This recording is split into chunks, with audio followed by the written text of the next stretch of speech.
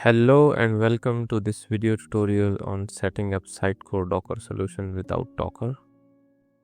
Docker was supposed to make Sitecore development faster and easier, but for many of us it's become a real headache. Getting it to run smoothly requires a powerhouse laptop, at least 8-core CPU and 32 gigabytes of RAM, and even then your computer sounds like a jet engine. The fans never stops and it gets really hot.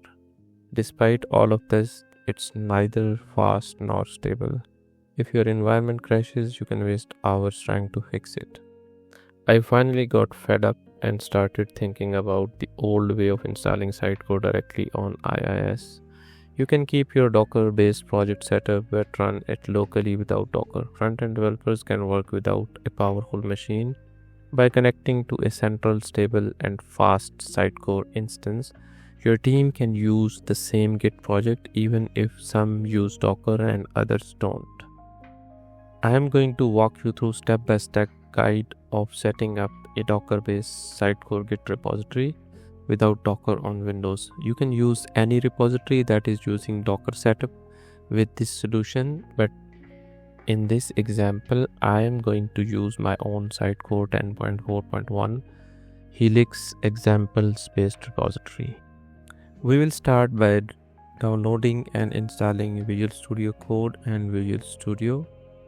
For this example, I am using the latest version of Visual Studio Community Edition.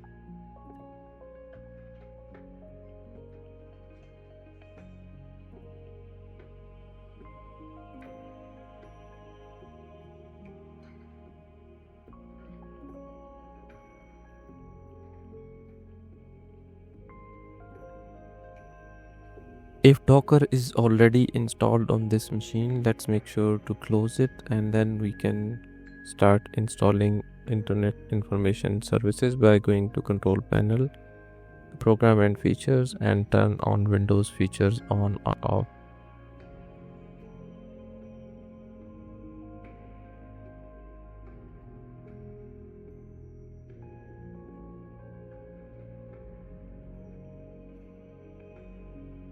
Next, we will install SQL Server.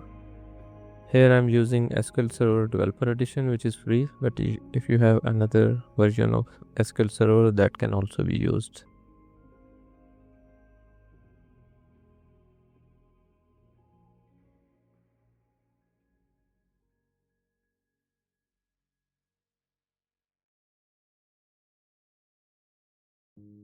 SQL Server installation is pretty straightforward. The only thing that we need to make sure is enable mixed mode, which we will need for installing Sitecore.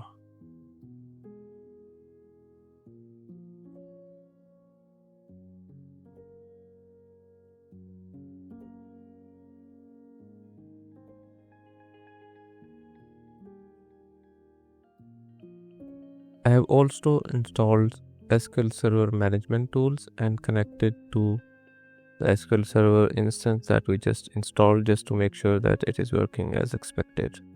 In the meantime, IIS is installed. Let's open to make sure that it's working as expected. I have downloaded Sitecore 10.4 installation assistant for XM scaled. Let's go ahead and extract it. Let's start Sitecore installation by running the setup file. And initially we will need to install prerequisites.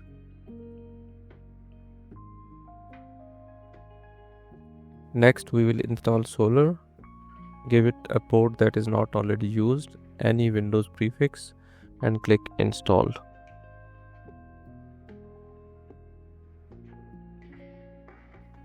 Add installation prefix, which we are adding SC1041, Sitecore admin password, which we love, typing B, and then select the Sitecore license file.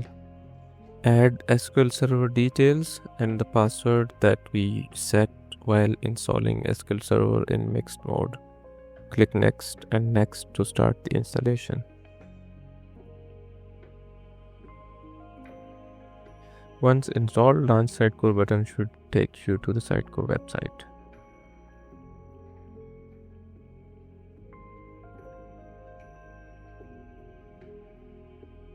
We will need to add host entries if this is a brand new installation.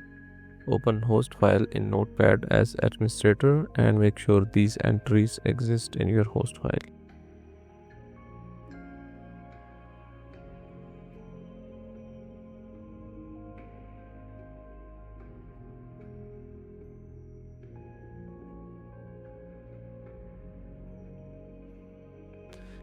Next step is to bind our custom host name with Sitecore CM website in IIS.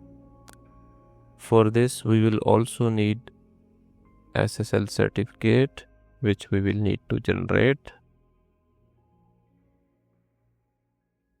So for this, we will be running a command in Windows PowerShell after running it as administrator, which will create and copy the license file in local computer. We will then need to copy it to trusted root certificates for it to become available in IIS.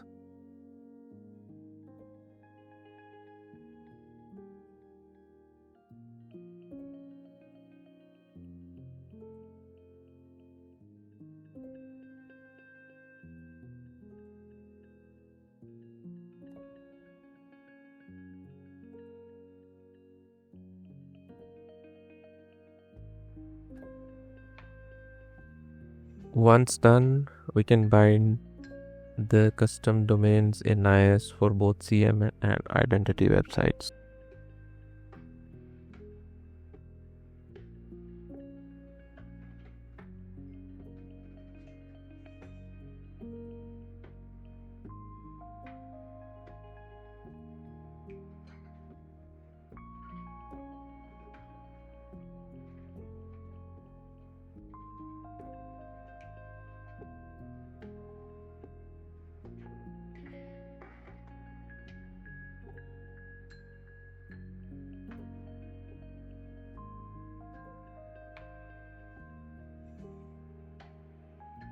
Since we are using a new domain, therefore identity server need to be reconfigured to allow this domain so that we can log in into Sitecore CMS.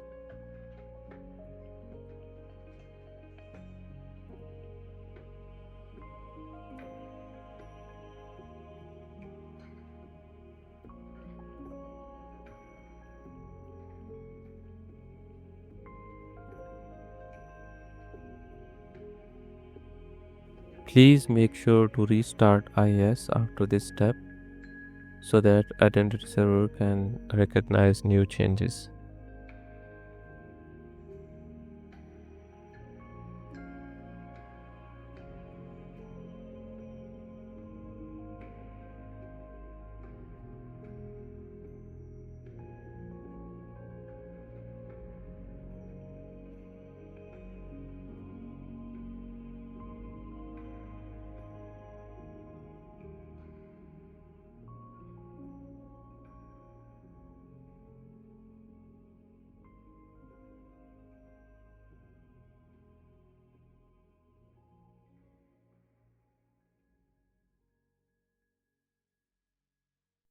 In order to make sure that we do not change any published settings, we will need to copy CM website into Docker folder so that both Docker-based setup and without Docker can use the same published location and reconfigure CM website in IIS to point to this new location.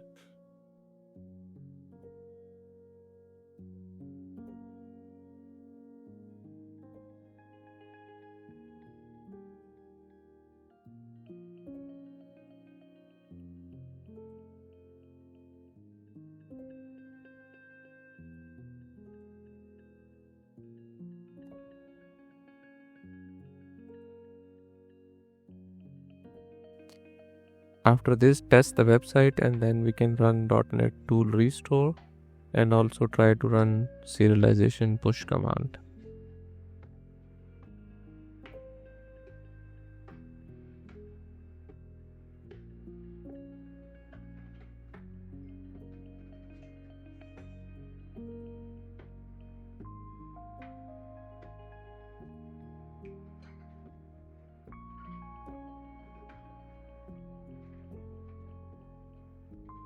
If you get this error, you can delete user.json file in Sitecore folder and try again.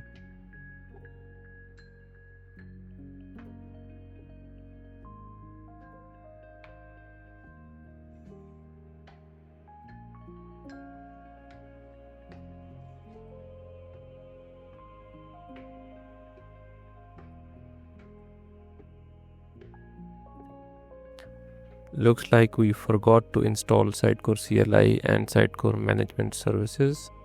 So let's go ahead and install them one by one. You can download them from Sitecore developer website and install them as Sitecore packages.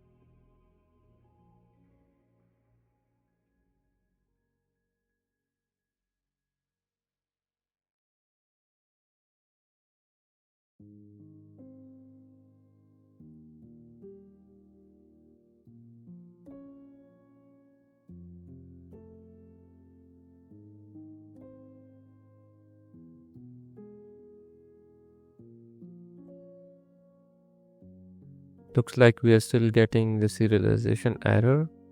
Let's go to Sitecore and check if the user is enabled and have some permissions.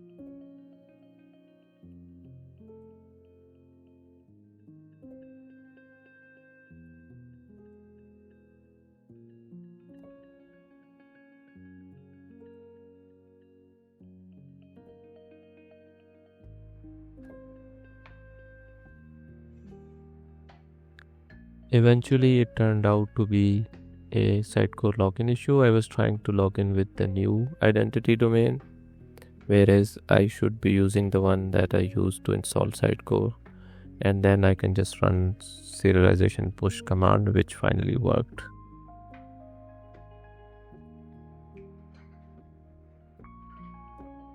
Since we have completed the installation of Sitecore management services and headless services, let's quickly test it in GraphQL Playground to make sure that we are getting the response.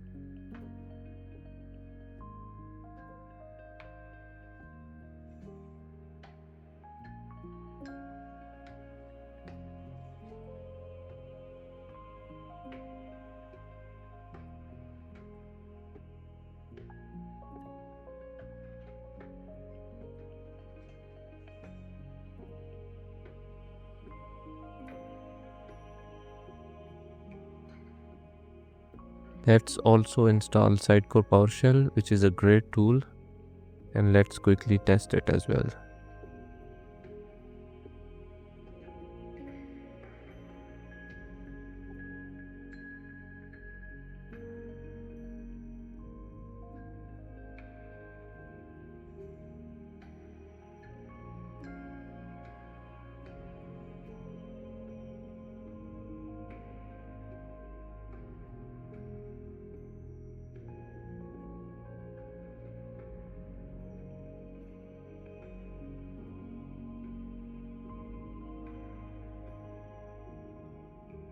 Next step is to open our solution in Visual Studio and publish all projects. For this, we have a deployment project which can take care of publishing all the projects in the solution. We will just need to build it and then publish.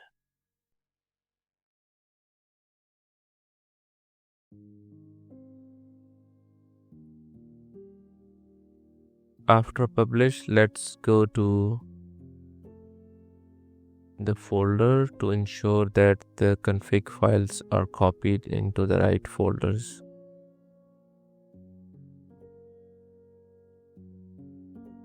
Finally, it's time to open VS Code, our rendering folder, run npm I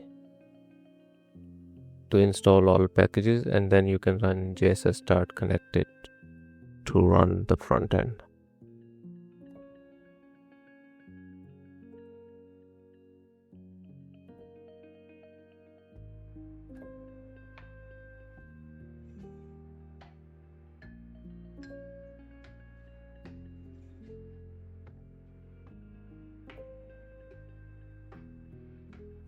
Looks like there is SSL error when frontend is trying to communicate with Sitecore. We will need to export our SSL certificate from trusted root certificate and then convert it into a PEM file, which we can then use in our VS Code terminal to fix this SSL issue.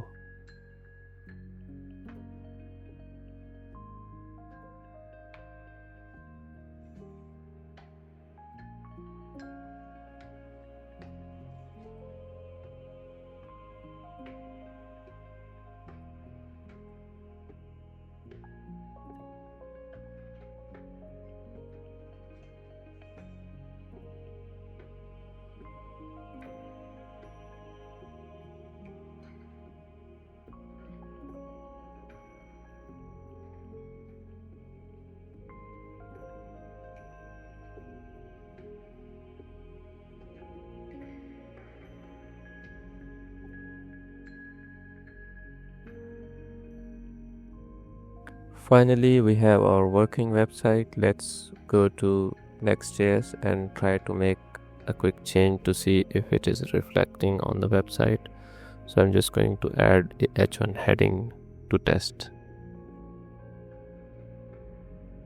Let's test if Sitecore Experience Editor is working in this solution, which is not. We will need to make some changes to Next.js by adding JSS editing secret in environment variable and also add some Sitecore config changes. For Sitecore configurations, I'll directly create a new file in the website folder because we do not want to commit this file to Git, so that Docker and non-Docker based solutions can work at the same time.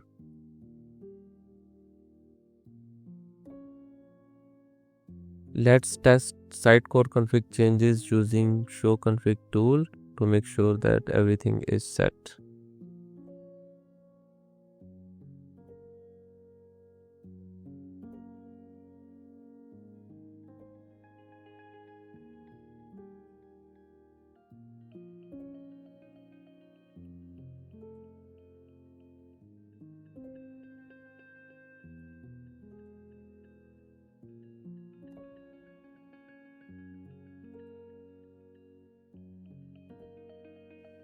Looks like Experience Editor is working after our changes. Finally, another good thing about this repository is the website is directly connected to master database, which means for development purposes you do not need to make changes and publish. You can directly save content changes in Sitecore and just refresh the website to see them live.